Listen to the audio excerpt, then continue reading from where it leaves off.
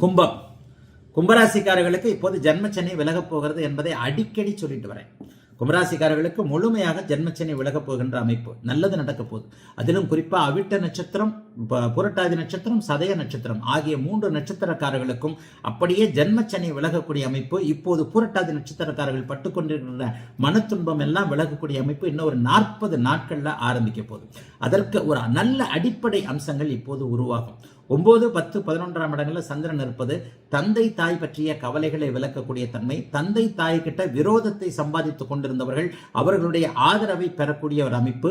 வீட்டில் குடும்பத்தில் தண்டசோறு அப்படி இப்படின்னு சொல்லிட்டு நம்முடைய திறமைகள் மதிக்கப்பட முடியாமல் இருந்த நிலைமை, நம்மை பற்றி ஏளனமாக மற்றவர்கள் பார்த்த நிலைமைகள் எல்லாமே இந்த வாரத்திலிருந்து படிப்படியாக விலகும்.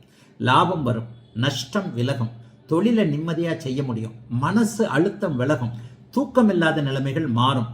துரோகத்தையே நினைச்சுக்கிட்டு இருக்கிறவங்களுக்கு அந்த துரோக எண்ணங்கள் படிப்படியாக விலகும். பெண்ணை வெறுப்பவர்கள், ஆணை வெறுப்பவர்கள், காதலை வெறுப்பவர்கள் எல்லாருமே ஒரு மாதிரியான சகஜ நிலைமைக்கு வரக்கூடிய ஒரு நல்ல வாரமாக இந்த வாரத்தை கண்டிப்பாக சொல்லலாங்க.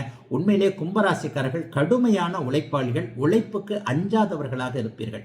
அப்படி உழைப்புக்கு அஞ்சாதவர்களாக இருக்கக்கூடியவர்களை கூட இந்த 2 வருஷ ஜென்மச்சனி அசைத்து பார்த்து விட்டது என்பதுதான் உண்மை.